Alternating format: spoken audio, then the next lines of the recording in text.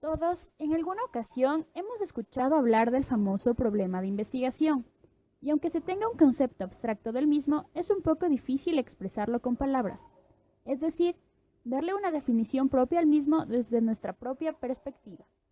Peñuelas dice que el problema de investigación es el inicio o detonador de toda indagación. Es lo que desencadena el quehacer científico. Para Arias, uno de los mayores exponentes del método científico y todo lo que se relaciona con el mismo, el problema de investigación es todo aquello que amerita ser resuelto. Si no hay necesidad de encontrar una solución, entonces no existe tal problema.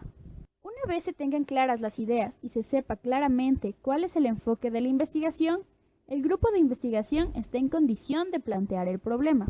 Sampieri dice que plantear el problema no es sino afinar y estructurar más formalmente la idea de investigación.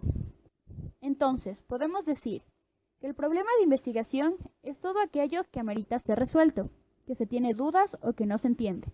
El problema siempre será el núcleo de la investigación, dado que sin este simplemente la investigación no existe. Clasificación de los problemas de investigación. La principal clasificación de los problemas la establece Arias, en donde nos demuestra los tipos de problemas según su naturaleza.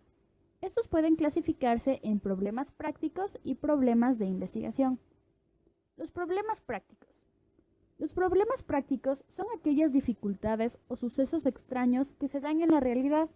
Estos problemas se solucionan con la acción, haciendo o modificando algún suceso para conveniencia en su mayoría. Los problemas prácticos varían según el estrato y casi siempre son de índole social.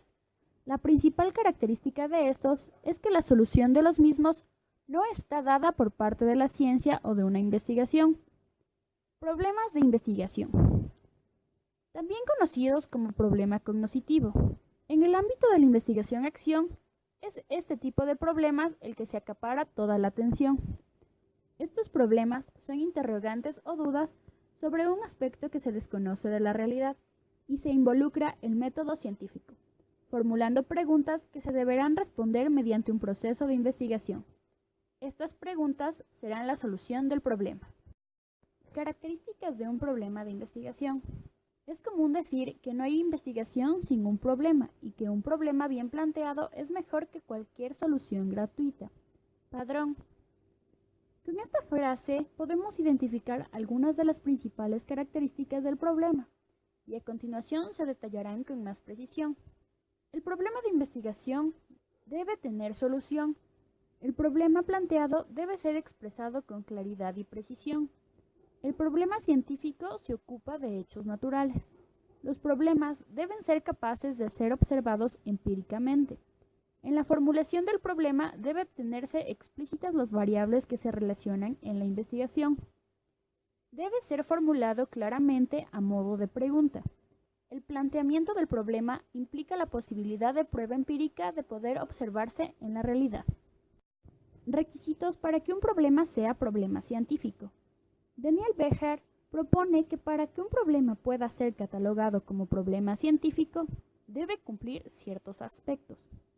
Primero, la formulación del problema debe basarse en un conocimiento previo del mismo. Segundo, la solución que se alcance al problema estudiado debe de contribuir al desarrollo del conocimiento científico y al desarrollo de la ciencia. Tercero, debe formularse y debe resolverse aplicando los conceptos, categorías y leyes de la rama del saber. Fases del problema de investigación. Los problemas, al igual que cualquier otro fenómeno que pueda existir en el mundo, es algo nómada, es decir, no estático. Para Carvajal existen 3 fases o etapas para desarrollar un problema de investigación: fase latente, fase de revelación y fase de solución. Fase latente. Es cuando el problema ya existe pero no se ha desarrollado, es decir, los síntomas del mismo no han sido manifestados aún y por lo tanto no se reconoce el problema de manera social. En palabras más sencillas, el problema existe pero se desconoce su existencia. Fase de revelación. Es la segunda fase del proceso del desarrollo del problema. En esta etapa el problema se hace presente, por lo cual se facilita el reconocimiento social y científico del mismo. Entonces, Decimos que el problema existe y ya se conoce de su existencia. Fase de solución. La fase final es la de solución, en la cual el problema, aparte de existir, ser reconocido o identificado, se puede también conocer sus causas y efectos. Es donde se busca conocer las soluciones del problema. ¿Cuándo puede surgir un problema? En la cotidianidad, un problema puede surgir en el instante menos esperado, pero esto sería un problema práctico. Un problema de investigación, según Arias, surge por diversos sucesos, desde un simple desconocimiento hasta una incertidumbre explícita. Un problema surge cuando existe una laguna o un vacío en el conocimiento referido a una disciplina. También aparece cuando se presenta algo desconocido por todos en un momento determinado. Surge cuando existe contradicción en los resultados de una investigación entre dos investigaciones. También aparece en el momento en que nos interrogamos acerca de cualquier problema práctico. Planteamiento y formulación del problema. Plantear un problema es reducir al mismo a algo objetivo y fundamental para así dar comienzo a su estudio. Soriano. En la formulación del problema, el asunto importante y aquello que se va a investigar constituye la concreción del mismo en términos definidos, claros y precisos. Garrido. Por lo general, la formulación del problema se establece mediante una pregunta que englobará todo lo planteado. Es por eso que esta parte podría ser considerada como una de las más importantes, dado que el correcto planteamiento del problema ayudará a enfocarse de manera precisa en lo que el investigador busca obtener. El planteamiento del problema reside en detallar de modo extenso el contexto, el objeto de estudio, ubicándolo en un contexto que acceda a entender su origen, relaciones e incógnitas por responder. Aunque no existan reglas específicas para plantear un problema, Kerlinger señala 3 criterios para el planteamiento de buenos problemas de investigación. Primero, el problema debe expresar una relación entre dos o más variables. Segundo, el problema debe formularse claramente y sin ambigüedades. Tercero, el problema y la formulación del mismo deben ser tales que impliquen las posibilidades de comprobación empírica. De igual forma, Kerlinger dice que la manera más fácil de plantear un problema es elaborando una pregunta. Delimitación del problema.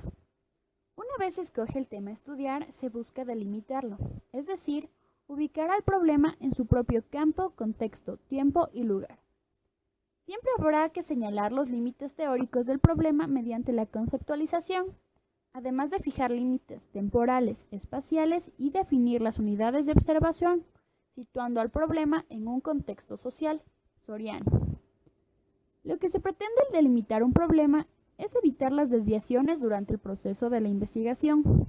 Es muy importante poner cuidado en estos aspectos, pues de estos dependerá el manejo de la teoría y los métodos que ayudarán a conseguir información, para así poder satisfacer los requerimientos del investigador y los demás.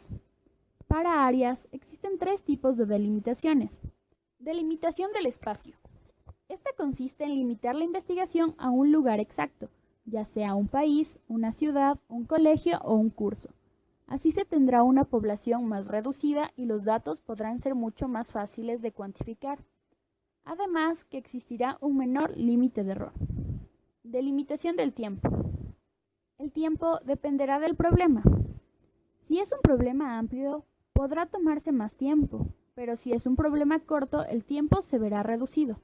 En ambos casos, se establecerá un periodo adecuado para la investigación. Delimitación de la población. La población, de igual forma, variará según la investigación.